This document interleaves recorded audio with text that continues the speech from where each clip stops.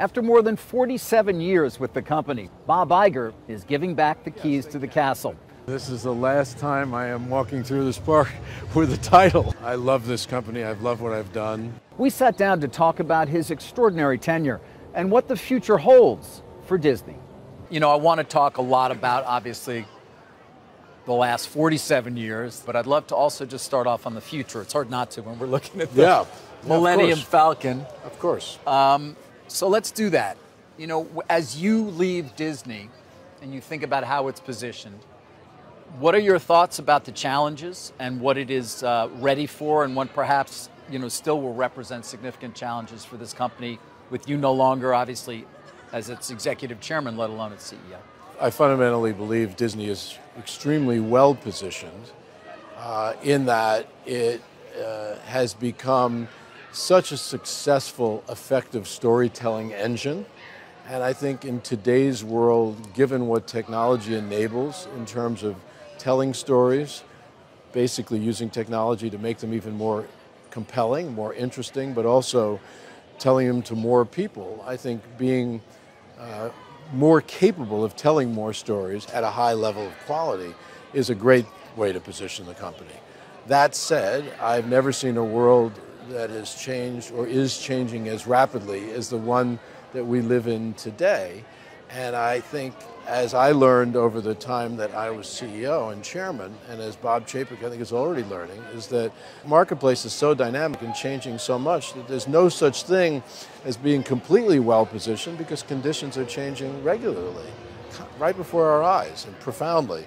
So I think it's important to, in terms of well positioning, to not only have a great asset base and great people to manage that asset base, but to be flexible and have the ability to both look around corners and see where the world might be going, but also have the ability to adapt to the changes the marketplace is throwing our way or your way. Right. Well, you talk about flexibility. You obviously showed a lot of it. You also had, when you took over in 2005, a definite idea of what you needed to do to a certain extent, scale being a key part of that. You do feel like, though, the company has the flexibility now? I mean, you're on a path here with certain decisions that you made and that now Mr. Chapek is obviously executing on as well.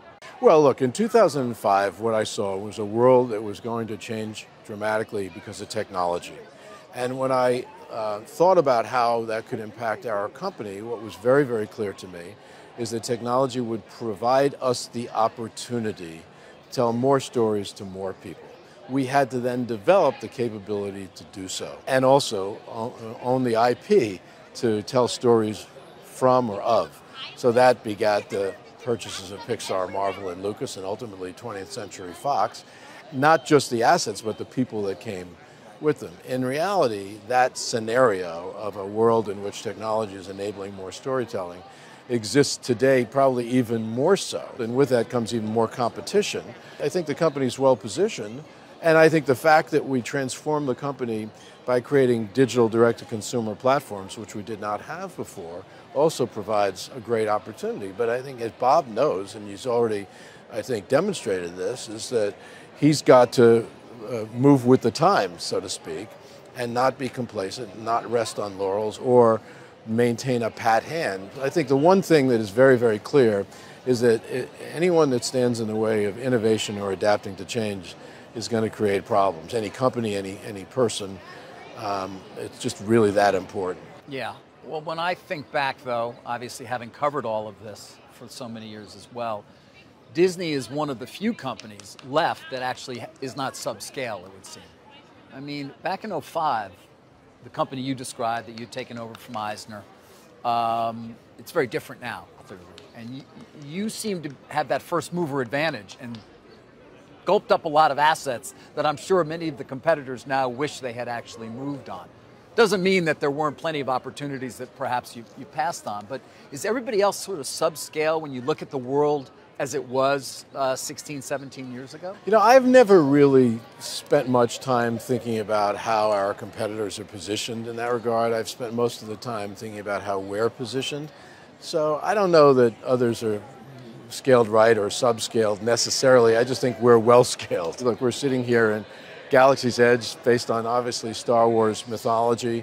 That's a great example, by the way, of leveraging IP and scaling up on the back of great IP, touching more people. We're also better positioned globally than we were back then. Technology has enabled that. The Disney Plus platform, a great example of that, is just enabling us to reach more people in more markets around the world than ever before with more IP. Right.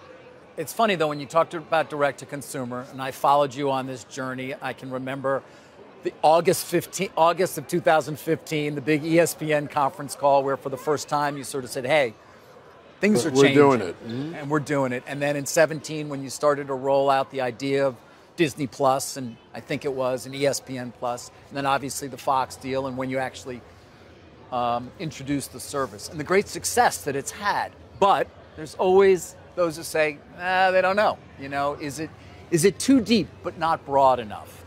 Have you hit all of these people who, love Disney right here, but you're not going to get to that 200 million, 230 million sub number because there's not enough there for the broader population outside of the people who love Disney products? Well, there's guidance out there that the company has provided that I'm neither going to update or comment too much on, but obviously the company has expressed confidence in its ability to achieve the guidance that it has out there.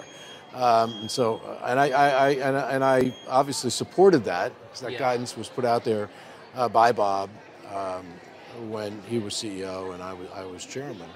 I think, look, we can't just maintain a pat hand, because the world isn't staying basically the same. We have to continue to evolve, and that means not just changing, but taking advantage of opportunities aggressively. For instance, the investment that we're making in international television production, local international television production, which is substantially greater than anything we've ever done before, is an example of what is necessary to achieve not only the guidance, but to reach more people in the world that is evolving right before our eyes. So, I don't know whether I'm answering your question or not, except that I think the time will tell. The point what it will take to get to the kind of scale that maybe certain people expected. And that are out there, that the company has put out there. I mean, listen, you've always been able to do it. There were doubters initially, certainly, and then it had an incredible 2 years of sub-growth, direct-to-consumer. But there's this continued question. As strong as Pixar is with its audience, strong as Star Wars is, and Marvel, and the incredibly deep loyalty it has, do you need to be broader in order to actually reach those kinds of numbers? I think there probably needs to be more dimensionality, meaning more programming or more content for more people, different demographics. But Bob's aware of that and is addressing those issues. When you think back, you'd had this history of getting these founders to sell you their companies, and it struck me as interesting. Obviously, Steve Jobs, Ike Perlmutter, and George Lucas, and then Rupert Murdoch, yeah. Do you think it was something unique about you that allowed you to convince all of these founders to part with their babies? In all cases, I developed a trust with them and convinced them would serve them well if they sold to us. In Steve's case, he owned half of Pixar, publicly traded company, and converted his ownership of Pixar into all Disney. That, by the way, wasn't the motivation behind him doing it. It wasn't about growing his personal wealth at all. But more importantly, with Steve, I created a trust in him that the assets of Pixar and its people would be in the right hands. And so I think in terms of your question, what was it about me that convinced him? First of all, it was me, meaning singular in terms of the pursuit, one-on-one in some cases, being as candid as I possibly could be, and I think as authentic as I could be in developing a relationship, and not disappointing him either. What does that mean? He was never disappointed once we did the deal. In fact, months before he died, he and his wife Lorraine came to our house. He toasted to the deal we had done some years earlier, convinced that it was the right thing to do for Disney and for Pixar. And I remember it was very heartfelt, and tears came to our eyes, in part dreading what was potentially in store for him, which is the end of his life, but in part reflecting on what we had done together and truly appreciating it. So I think, again, it's development of a relationship. In Ike Perlmutter's case, different in some ways, but similar in others. It was me going to New York, spending months trying to figure out getting a meeting with him, sitting with him one-on-one once and then twice a couple of days later, and convincing him that it was the right thing to do for the Marvel shareholders, which is a publicly traded company, and the people at Marvel. And I think he was intrigued with the notion of investing in Disney plus Marvel, and it worked out extremely well. And became a large shareholder. I assume you heard from him frequently as well after he became a Disney shareholder. I heard from Ike. Yeah, I heard from Ike a lot over the years. Yeah, that's what I'd heard. We weren't always in sync? Complete agreement on things, but that's neither here nor there. I think it's turned out extremely well for him, and certainly for the shareholders of Marvel. It's turned out. I think they got Disney shares at somewhere in the neighborhood of $28 a share. I know we were up around 200, but even if you look at it today in that 150 range, that's a pretty good return on investment. And George's case was also singular in many ways. I had breakfast with him at Disney World, talked to him about the future of Lucasfilm.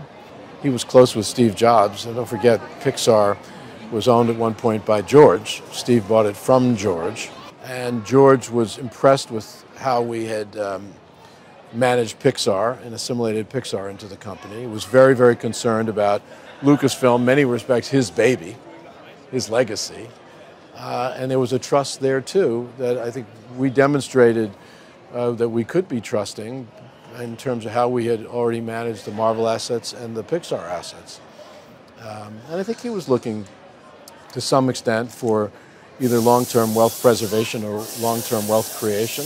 And so he took half stock, half cash. And also the potential tax changes may have motivated him a little bit. That was a timing issue. That was a timing issue. And he did extremely well as well, getting Disney stock, I think, in the high 50s, 56, 58. And Rupert, I think it was probably a little bit more complex. Was it more about money with Rupert and less about legacy of the acquired properties? I don't know if you say money per se, but Economics. Rupert was intrigued. Rupert was very focused on the scale that was necessary to be successful as a media company in a new world, particularly with the incursion, or if you want to call it that, of the tech companies getting into the media space. And he had genuine concerns about how his company was positioned in that marketplace, and thought that his shareholders, and including his family, would be better off in combined than going it alone. He was looking for top dollar. In many respects, he got it. But again, I think he had concerns about how his company was positioned. I know that he did because he expressed them to me when we first sat down. Yeah, and we've talked a bit about that. We certainly did on the day you guys announced the deal, I recall. But, it's funny because even only a handful of years ago when you did that deal, the scale of these platforms has only grown enormously. Yeah. And I'm curious as to when you look out at the world. I mean, obviously in 2005, you could not have even known, but of Alphabet, of Facebook, of Amazon, of Apple, which you knew well, sitting on the board for many years. These companies, Bob, are bigger than I think those of us who've been in this business for so long, or at least covering it, you doing, could ever have imagined, and their power. How do you think about them, broadly speaking, at this point? Well, I think what those companies have achieved in terms of scale, size, I think says a lot about the world. I mean, we used to talk about Moore's Law and how basically quickly things were growing. Computational power is one thing, but I think when you look at all of the factors that have enabled technological growth, we probably should have been able to predict back then just how big these companies could become. Although I think even if we had made predictions, we probably wouldn't have been as accurate Apple's going to be enough. a $3 trillion market cap company. Yes, but that speaks volumes about the world today. It's just the power of technology to essentially be applied in every single aspect of our lives, and every business, to almost every person on this planet. Like, of course. And I think what we're seeing today in terms of the scale of those companies in the media space, which probably shouldn't surprise us, but the enormity of it all is still just mind-boggling. And look, I wouldn't have predicted that, except I will say that when we did the Fox deal, it was all through the lens of needing scale to achieve success in the direct-to-consumer digital platform space. None of it was viewed as basically a traditional media play. We knew that we'd be running the businesses we were buying on traditional platforms with traditional business models. But in terms of the value creation, it was all tied to the growth of digital platforms, direct-to-consumer, globally. I mean, I want to talk more, obviously, about the FANG, but back to Fox for a minute. You mentioned he got a pretty high price, or as high a price as you could have. Do you feel like that's been a successful deal? You did pay a high price. It was a high multiple for those assets. Obviously, then we ran into COVID and so many different issues. But sitting back now, are you happy that you paid that price? Yes. First of all, we divested certain assets, including the 39% stake in Sky, which went for a very high price. Thanks to my parent company. And so we reduced. In fact, you were the one who told me at some point, well, that was you made the call and told me they had pulled out of their pursuit of Fox. Right, yes. that you'd won Fox. Yes, which only signaled to me that it would be even more aggressive about buying the controlling stake in Sky. So we reduced the size of the acquisition by a significant amount, more than we ever expected. And we also sold off the RSNs, or the regional sports networks. It was a good sale, by the way. Well, it was a good sale. At the time, we were a little bit disappointed in the price because it was a little bit lower than we had hoped. But then you look at the assets that we got, and to go back to the question you asked me almost at the beginning, do we have the scale and the diversity of content to attract a diverse subscription base or audience? Without the Fox assets, we wouldn't have that. Even if you look at just Disney Plus, and you look at the 30-plus years of Simpsons and Avatar, and all of the animation that they created, and National Geographic, I mean, I could go on, and the talent that came with it, not just the creative talent, but the creative management talent that came with it, essential, and the global scale as well. We're launching Disney Plus in more markets, and they had planted more flags from a media perspective in more markets than we had, and more successfully. And then you look at Star, which is the brand that we're launching outside the United States in most markets. That couldn't have happened without the 20th Century Fox assets. So. Right. So you're obviously happy you did the deal, and that was the price you had to pay. Yes, and I think you also have to add the controlling stake in Hulu, because in buying that, we ended up with over, I think, about 2/3 of Hulu. We subsequently bought out the Time Warner, or AT&T Time Warner assets, and Comcast remains an owner. But we have real optimism about the future of that platform. Why? Well, again, I think you're seeing a migration to more digital, direct-to-consumer forms of entertainment distribution, and being in that business at a larger scale, because I think that will provide more growth for the company than the traditional media platforms would have, and just the migration, the erosion of the traditional media platforms and the growth of the new ones. We're playing in that new space much more aggressively than we would have, obviously without Disney Plus, without Hulu as well. Right. Speaking of the traditional platforms, and we mentioned it briefly here when you talked about the RSNs, sports rights, ESPN.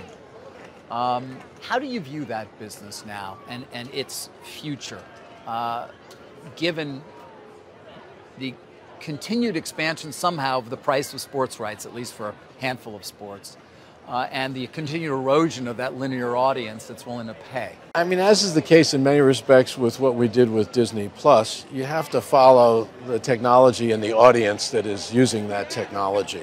Sports is not going away. Live sports consumption on what I'll call a television experience, even if the television is connected very differently than the traditional television was, in my opinion, is a growth business. Interest in live sports because of how exciting it is and how unpredictable it is. So I think being in that space is still very valuable, but you've got to go where the consumer is going. And I think the consumer basically wants much more flexibility in terms of how they're accessing those sports, whether it's the kind of device they're accessing on, or their location, or just the whole user interface.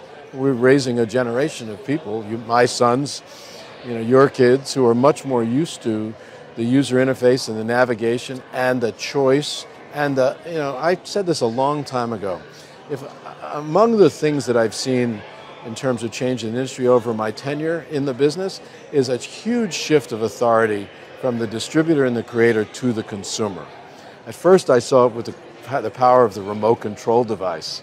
Instead of having to get up and change a channel. Sounds like we're talk about back ancient. to your worldwide sports days, yeah. Yeah, well, but we're seeing that today. It's no longer a remote control device. It's the use of a click of a button or the use of a mouse or a voice command. Right. And suddenly that gives you access. And that's so dramatic. And I think people are consuming things in much more different ways. App-based entertainment in the home is replacing the linear channel consumption in the home. So when you go back to the question you asked about the future of that business, it's not bright at all. It's actually eroding right before our eyes. And has been for years. And has been, and I think that's going to continue. And you and I have had this conversation for years. Yes, and I think that's why it was important for us to position ourselves in the new space, to be a much more modern media company. And what we saw at the same time is we've used the word incursion before, but the massive growth of new platforms that were coming in completely untethered to any old business model. Right. Completely. I mean, think about that. I mean, I used to talk about incumbents and insurgents. We were incumbents, they were insurgents. And someone advised me when I became CEO of the company, act like an insurgent, not an incumbent. Because incumbency is not something in a world that is changing so much that it's not a winning strategy. You acted much more like an insurgent, and obviously were very aggressive throughout your tenure of running the company. And by the way, buying all that content enabled us to be insurgents. The question then was, what do we do with that content? It wasn't just buying it, it's what do you do with it? But when you think about ESPN, which obviously, during your tenure, contributed enormous amounts of cash flow to this company. It came from your beloved Cap Cities ABC, where you were as well. It had an incredible run, but I've asked you this so many times, we've talked about this. Does the move to direct-to-consumer on ESPN ultimately balance out the loss of that? Well, I think ultimately what you're seeing now is, the tide is changing dramatically. The new tide is coming in, the old tide is going out, and we're in that transition. I happen to believe that the future of ESPN is very bright as long as it continues to hold on to sports rights and it continues to migrate in terms of how those rights are both distributed or sold to consumers. And the question, I guess, that really Bob will deal with and is dealing with is, do you accelerate that, or do you try to accelerate it, or do you hold back as long as you possibly can? It's not a decision I'll make, but I happen to believe that the future of ESPN is bright if it can make that successful migration to the new platform. Although these days you're competing against those insurgents, so to speak. I mean, who knows what Amazon or Apple might be willing to pay for some of those sports rights. It could be unlimited given their ability to actually not care about the return. Well, it is hard to compete with companies that are approaching things like that, either because of their size or just because of just their ability to take on bigger risks. I think we're well positioned, though. ESPN is quite a good brand. It has amassed just a phenomenal collection of sports rights that I think it is using well to continue to be popular and attract consumers. And I think it has to migrate to new platforms. Migrating. But the question is at what pace, and that's not something for me to determine. It's the question for all of us. I think if I had remained, I probably would have pushed it pretty hard. Yeah. What is that? And fast. Harder than it is right now? How do you even do that? Well, you have to do a few things. One, you got to make sure that the rights that you're buying give you that flexibility. And secondly, you have to make sure that your relationships with all the incumbent distributors give you that flexibility as well. Right. I'm not suggesting I would have pushed it harder than Bob will push it. I'm just suggesting I would have pushed it harder than I had been. Than you did. Yeah. Did you ever think about selling it? We talked about it often. We always reevaluated our asset base with an eye toward what was going to create the best growth for us, what was best for the shareholders of the company long term. It came up from time to time. The RSNs, that's not a great business at all. You mentioned you didn't think you got as high a price. You're lucky you got out when you did. That's ended up for Sinclair being a terrible purchase. I just do wonder if, some of these sports, it's not clear to me the rights will continue to go up. It almost seems unsustainable in some way.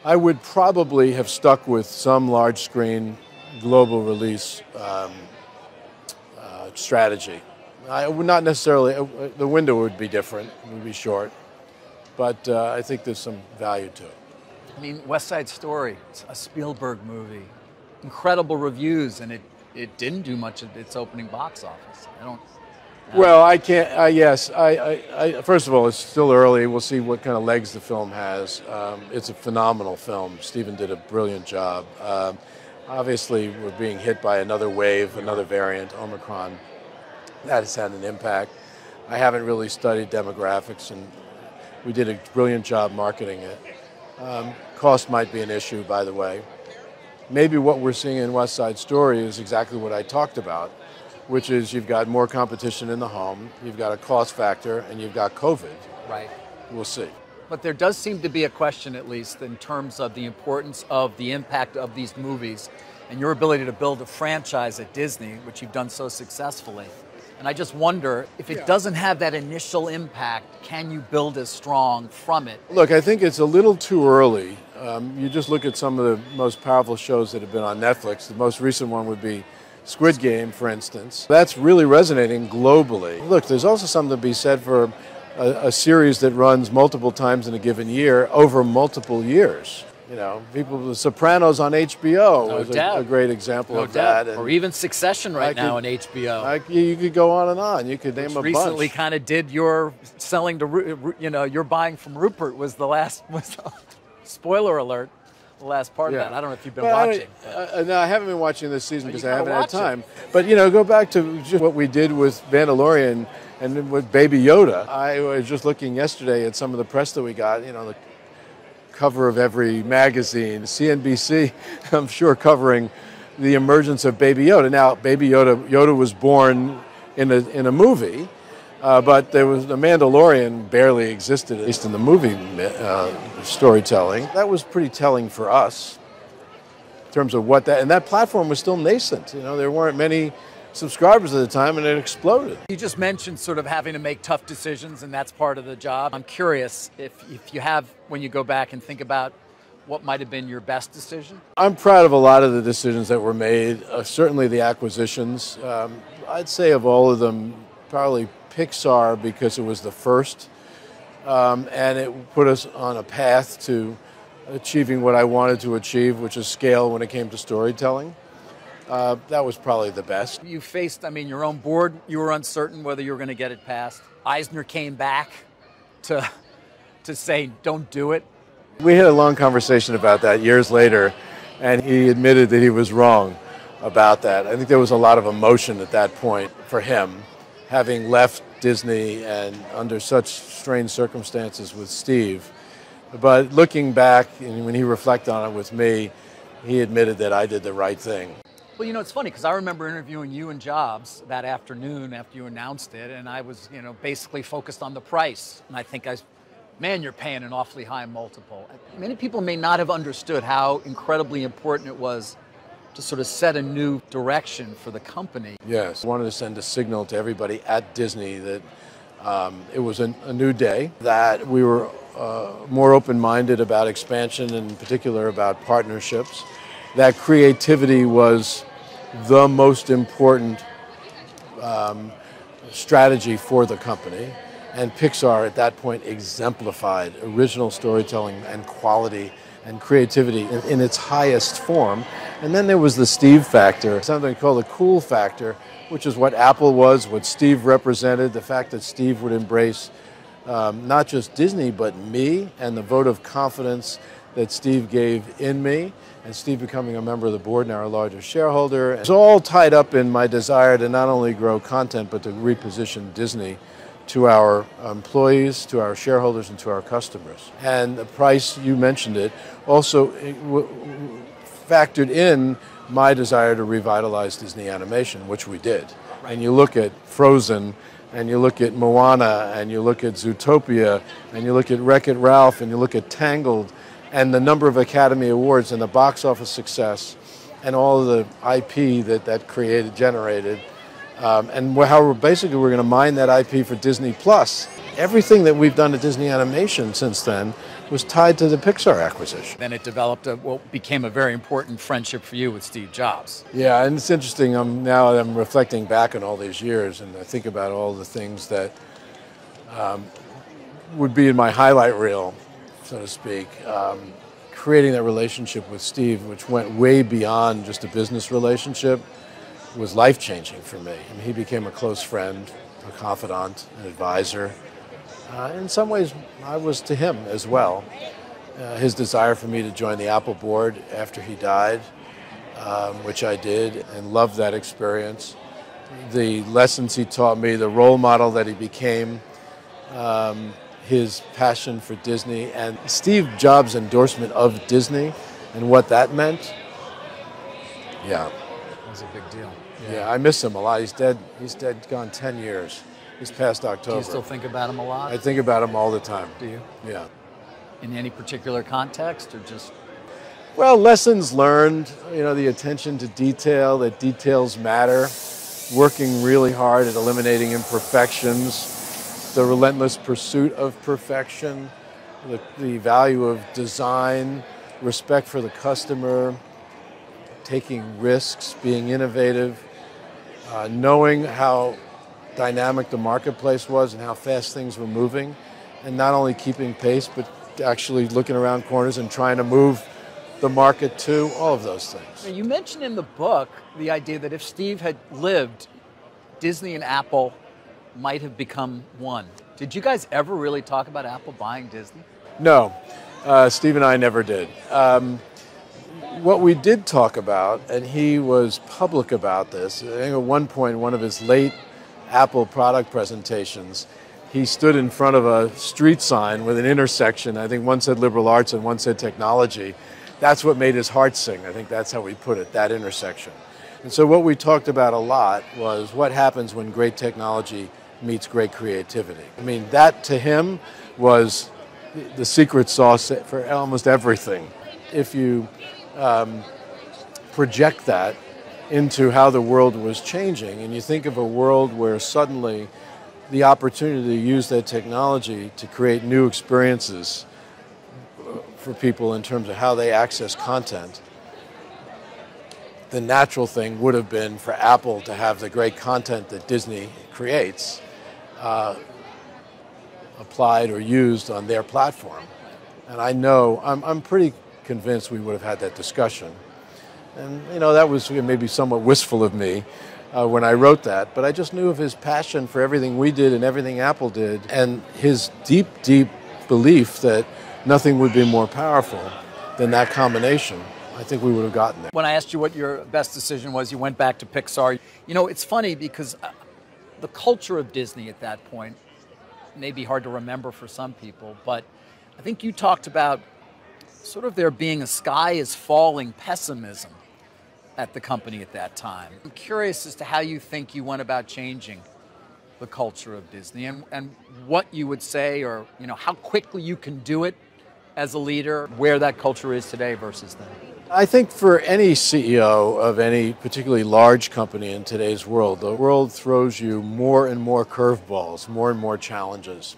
And they come at you constantly and from directions that you could never anticipate, never expect.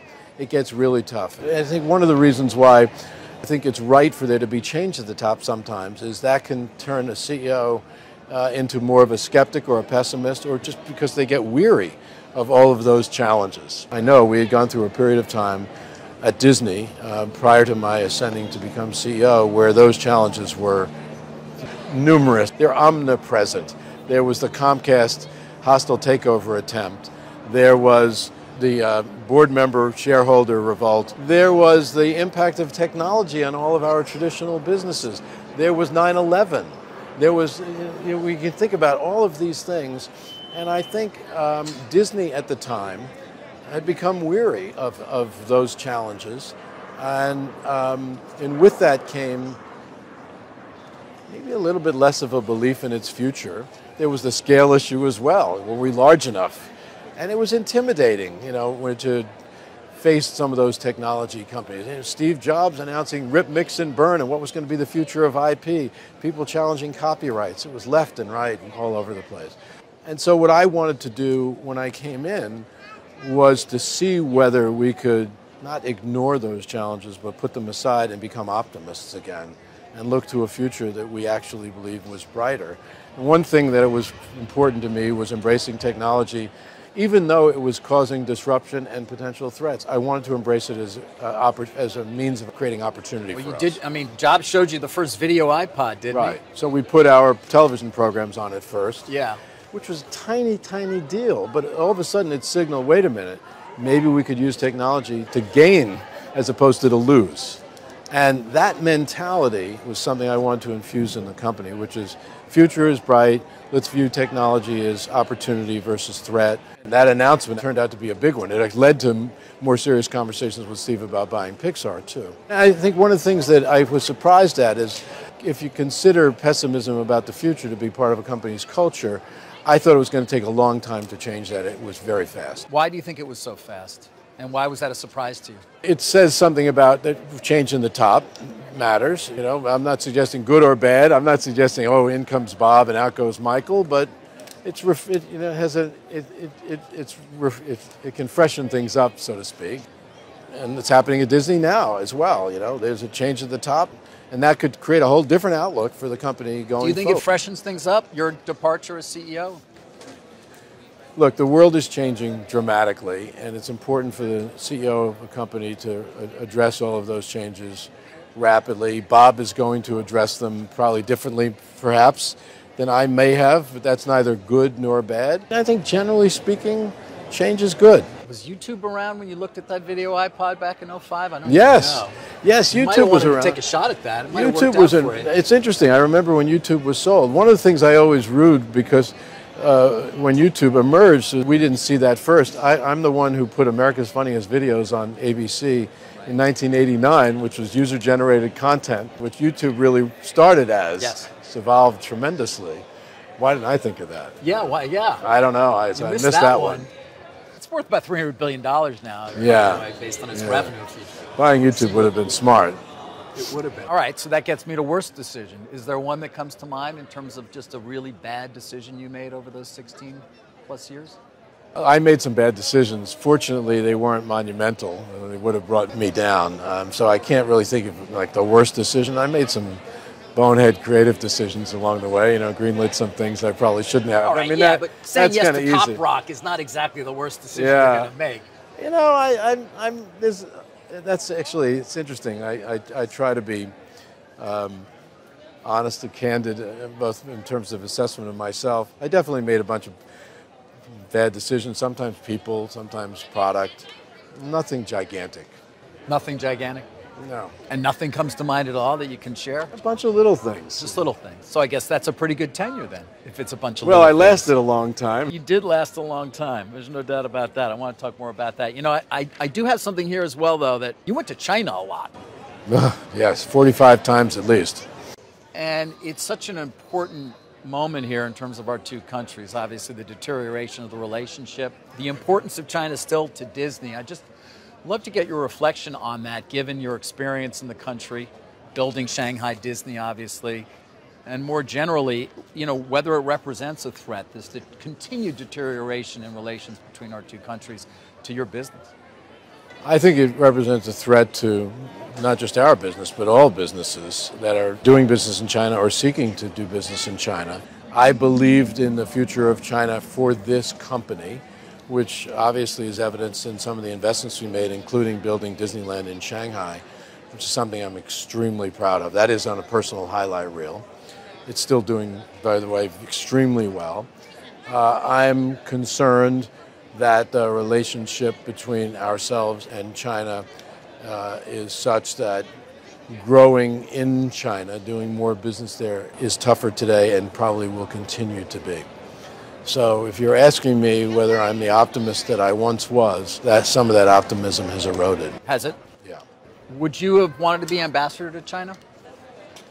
If I had been asked to be ambassador to China, it's something I would have said yes to. It's an important role, but never materialized. And you did think about running for president at one point, didn't you? Did, yes. Yeah, a couple of times. What do you want to know about that? Well, you're not going to try again, I had I have no plans to do that again. Oh, I didn't do it. No. To even think about it again? No. I think probably I was a bit naive, but I believed, actually starting in 2016 with the Clinton-Trump election, that America was ready for an outsider to go to Washington as president. That there was disillusionment with the two main political parties and with elected officials in general. And I saw myself as an outsider that could potentially end up in that job. I also saw myself in many respects as a product of the American dream, although life has caused me to rethink that even as well. What do you mean by that? I grew up relatively middle class, real middle class. Started at ABC at a called ground level or low level job. Worked my way up to become CEO of the Walt Disney Company, step after step, job after job. I thought I was the American dream. I would have loved that opportunity, the opportunity I was given, to be afforded to every kid in America. I don't think that America has provided people with equal opportunity. I think this goes to the whole subject of equality, race relations, justice. And so I think it's easy for me to say I'm the product of the American dream, that any kid who started off as I did, perhaps with the same abilities, the same work ethic, and the same incidence of luck, could get to where I am. I'm not sure that that's the case. Mm-hmm.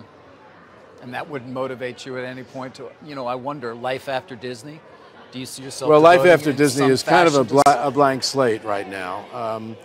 I always wanted to serve my country in some form, but my thoughts about becoming president, aside from the fact that they may have seemed naive, might not have been as practical. We can just cross off. Yeah, I think we probably should. But I've admitted publicly it was something that I thought about seriously, but thinking about it and doing it are very, very different. And I never really got close. Just quickly to get back to China for a second. I mean, by the way, yeah. Because we're at Disney Park and you can see things are so well run and clean, I can guarantee you, the trains would have run on time, the streets would have been clean. Well, you should have run for mayor of New York. That's where we need clean streets, Bob. Everybody has ideas for me, right? Come back, man. You should have come back. Well, the great joke is Willow once said to me, you can run for any office in the land, but not with this wife. She's always been against my running for office. What do you see yourself doing, a few days from now when you are no longer part of this company? When this dream finally ends. I've worked full-time, really full-time, since I was 23 years old. I'm going to be 71. Working in the jobs that I've had, CEO and chairman, were taxing from a time perspective, never in terms of my energy or my enthusiasm. It's time for me to have a blank canvas, so to speak, to be forced in a way to be a little bit more imaginative with my time. Not forced even to have that luxury. Well, what will I do today? Do you have any hobbies, though? Yeah, I have some hobbies. I don't golf. Okay. I like to sail. You don't sail and golf in the same lifetime. There just isn't enough time for that. But my wife has a full-time job. My kids are out of the house. So you're going to have to keep busy. I'll keep busy. I'm doing some selective investing. I'd like the ability to be an advisor to founders of startups because I think I've got some advice to give in that regard, even though I haven't run a startup. And I've been sought after by some already. I'll probably do some of that. I plan to write another book, and I'll do some speaking, and I'll see where life takes me. I'm not in any rush.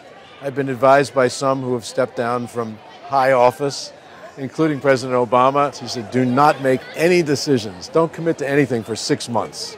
6 months. I'm telling you, don't do that. You wrote about Eisner's departure in the book, and you said, it's hard to know exactly who you are without this attachment and title and role that has defined you for so long. Yes. When I wrote about that, I had developed a lot of empathy for Michael. I remember his last day at Disney. It was a Friday, the last Friday in September of 2005, when his wife and one of his sons came to Disney and had lunch with him, and he drove off the Disney lot after having been CEO for 21 years. At that point, I couldn't wait because I was ready, to have that office and that title and that job, and raring to go. And I don't think I thought long and hard at the time of what that really meant to him. And here I am. yesterday was my last day on that Disney lot, in this role. And it was an emotional experience for me. My son came to the lot, one of my sons. We had lunch together there. I walked around, took some pictures. I was feeling incredibly wistful, incredibly emotional. The ties that I've had to this company that have been so part of my life were ending. In 2 weeks from now, for less when this interview runs, I will not have a title. And I've had a decent title since I was in my 30s. It's a long time. But there's no anxiety about that at all. Sadness, because I'm leaving people that I love working with in a company I've loved working for. But no remorse, no second guessing, no anxiety. You don't regret having left when you did and stepped down as CEO when you did? No, I think that, look, no one knew that the pandemic was going to explode the way it did. I think the timing was unfortunate. But throwing a new CEO into that circumstance was difficult. I have no regrets about having made that decision. It was time. It was. Why? Yeah. I will say a lot of it was very, very personal. It wasn't about the company, it was about me. Wanting to leave with the vitality to explore the world in a different way. I thought back about a biography I read of a pitcher for the Brooklyn Dodgers and the Los Angeles Dodgers named Sandy Koufax, who left at the top of his game, and I think the biographer of Koufax's biographer, Jane Levy, said that he left walking off the field or on his own volition. Or great athletes rarely retire on their own, instead they limp off the field. I didn't want to limp off the field. Yeah, he was only 30 years old, though. He was 30? Wasn't he when he retired? Is that young? Yeah, it could be. Yeah, I think he was. But he must have been going through some of the same things I went through, which is you're better off leaving when you still have it than leaving. I didn't want people to be going around saying, when the heck is he going to leave, Isn't it time? I'd rather have them say, gee, did he have to leave when he's leaving? We would have liked him to stay longer. And I'm getting some of that. Meanwhile, there's nice. It's nice. There is a lot of people saying, well, what's going on between Chapek and Iger, and is that a good relationship or not? There's been a lot written about this recently. How should people view that? Should be that a concern in some way to Disney shareholders if you guys haven't been communicating well? Or? It shouldn't be a concern to Disney shareholders at all that any dynamic between us would have an impact on the company long term. I'm leaving, he's in, it's his company. He's going to manage it as he sees fit with the board under circumstances that are very different than existed when I was CEO and chairman, because they're changing, as we've talked, they're changing so rapidly. And, he'll make his own decisions, and I hope that he's learned good lessons. I believe that he has in terms of, some of the things that I did along the way and what worked and what didn't work. And I think the relationship I have with him is not really relevant to how effective he is running the company. Does he ask for advice at all? He's asked for advice over the last couple of years, sure. Yeah. All right, we're going to wrap up. I want to get a few things here from you. I'm going to offer some descriptions of you that people have given me, and I want you to just comment on them. They've evolved over time, descriptions of me, by the way. I went from being is he really worthy enough to run the Walt Disney Company to, I've heard people say, one of the best CEOs ever. That's amusing to me. It's a fair point. When you came in, there were a lot of people questioning the process and questioning whether you really had it or, just to look like a CEO, but could you actually be one? Yeah. Yes, and what's the question? How do I feel about all that? First of all, it's always fun to prove the self-doubt, the doubters wrong. Yes. The naysayers, that's fun. Exceeding expectations, always fun. Whether I've done that or not, I guess I've done that with some people. When I got the job, I think one of the reasons I got the job is I exuded a confidence to the board that I was capable of running this company. Not just as it was, but enabling it or leading it into the future and enabling it to evolve as times change. I don't, by the way, I have no regrets I don't harbor any ill will to those people who may have been doubters. Doesn't matter, but I will say it is fun, as I said, to have proven them wrong. Yeah. All right, well, people... I'm proud of my run, David. As you should be, Bob. It was a great run. There's a reason we're here talking and having this interview. We don't do that typically with too many CEOs. you had an extraordinarily strong run, and you did remake the company in a lot of ways. Doesn't mean that it's perfectly positioned. I mean, we consider and talk about direct-to-consumer. It's so important to the company and whether or not it really will. But we're in that business, though. I mean, the position we've in. Here's the starter kit. Go for it. Right. You know, we're in that business. That was a big deal. We disrupted our own businesses. We invested substantial amount of money. We took big risks. You're going to still. We reduced $33 billion on content. That's a lot of. That's a lot of content. It's a big number, isn't it? Well, we're in. It's I think that signals we're in it seriously. We want to win. Yeah. All right. People say incredibly curious person. True? Very true. It's actually when I'm asked often about, I don't know, what's the secret of my success? Work ethic is one. Curiosity is definitely another. There are others. But yes, I love new experiences, challenging myself with new ideas, exploring new places, tasting new food, listening to new music, reading new books. Just who I am. I'm driven by that. Can disagree without being disagreeable. You mean people can disagree with me? No, that you are capable of disagreeing with them without being disagreeable. I see. I think I learned some pretty good lessons in terms of giving creative feedback where you're not necessarily in complete agreement, but you express the disagreement in very respectful ways. I think that's been a great lessons for me. And I think applied those to basically all opinions that I've expressed. Not all the time. Every once in a while you just say, okay, listen. Enough. This is how shut off the discussion and the debate, which is what a leader has to do too, is know when. Always willing to listen. True? Yes, very true. But I will say that over time, I think I started listening less and maybe with a little less tolerance of other people's opinions. Maybe because of getting a little bit more overconfident in my own, which is sometimes what happens when you get built up, in some form or another as, something special or great or whatever. Right. I was mindful of that. Well, you were introspective enough to recognize it, though. A lot of leaders might not even recognize it. I think I wrote about that, too. I became a little bit more dismissive of dissent in other people's opinions than I should have been. And that was an early sign that it was time. It wasn't the reason I left, but it was a contributing factor. That you just weren't, right? You just didn't have the patience any longer, or you thought, I've heard this all before? Yes, a lot of all those things. You've heard every argument before. I don't want to hear it again, even though it may be more valid today than it was then. Times change. The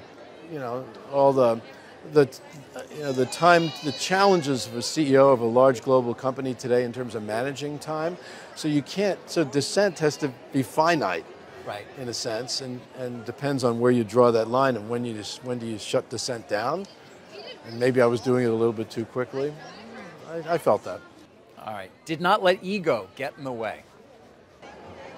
I hope that's true. I don't know. I never felt it was about me at all. Actually, if anything, I was self-conscious of the fact that people made it about me too much, and they're doing that now. But I don't know. Everybody has an ego. Yeah, I have an ego. This is the end. They can make it about you now for a little bit. Yes, then you're done. They're doing January that. 1, nobody cares anymore. Yes, they're doing that. I'm going to put these two names together. Most of our viewers won't have any idea who they are, but I remember because my first employer was Cap Cities, Dan Burke and Tom Murphy. Yes, I saw Tom Murphy 2 weeks ago. I think he's 96 years old. He came to the office. We spent an hour together, mostly for me to thank him for the opportunities he gave me. Tom Murphy just exuded integrity in every single thing he did and taught me, and reminded me really, because I guess in ways my parents taught me the importance of integrity. He reminded me of just how important it was in every single decision you make and every single interaction you have with people in a job. Phenomenal, and also gave me great opportunities because he bet, as he used to say, he bet on brains and not experience. I haven't used brains as the example. I talk about talent. He just believed talent was more important than experience. They moved you up quickly through that organization. Moved me up in multiple ways over the years. We had a great time together. And Dan Burke, who was his number 2, was a great boss of mine too. He always made me feel when I walked into his office I was the most important employee of the company. That was an unbelievable talent. I've tried to be that way to people, which is basically giving them time, making eye contact, making some connection, not being distracted, looking at your watch, looking at email. He was there for me. Great guy too. Roone Arledge. Yeah, I worked for Roone. He was head of ABC Sports for 10 of the 13 years that I worked there. Many of those years not directly for him. He was amazing. First, intense in his demand of people and intense in his demand for perfection. But I like that, being a perfectionist and that relentless pursuit of perfection. In many ways, Michael Eisner was that too. He was also Roone was a great storyteller and a great risk taker. And I learned so much from him. So much. He went for it. Yeah. You mentioned Eisner, so I'm curious. Yeah. I worked for Michael for 10 years. I learned tremendous amount from Michael Eisner. I watched him deal with the adversity that came with, the struggles that Disney had during the last years of his tenure. He is an incredibly creative executive. He taught me that nothing is more important than creativity at the company. I learned a lot about the Disney brand, about other businesses from him. He gave me access to him and allowed me to watch from a front row seat of how he did it. Like, he refounded the Walt Disney Company. He saved the Walt Disney Company, reinvented it. Many of the things that I have been able to do, I've been able to do because of the foundation that he built. Yeah, but it's interesting because he had an incredible run, 10, 12 great years, and then it got very rocky. Did it inform at all your decision to sort of say, you know what, I don't want to go 21 years? Yes, it did. It did. Regardless of, what he did or didn't do during that period of time, I saw what he experienced, and I just didn't want to go through that. Look, I managed through a great period of time for the Walt Disney Company, and I think it's nice to go out feeling that it's still great. George Lucas? Yeah, George Lucas is someone that I have just immense respect for. He created, I think, the most valuable, most important mythology of our modern day, of the 20th century, certainly. All kind of from within him, which is amazing. I mean, we're looking at it right here. Yes.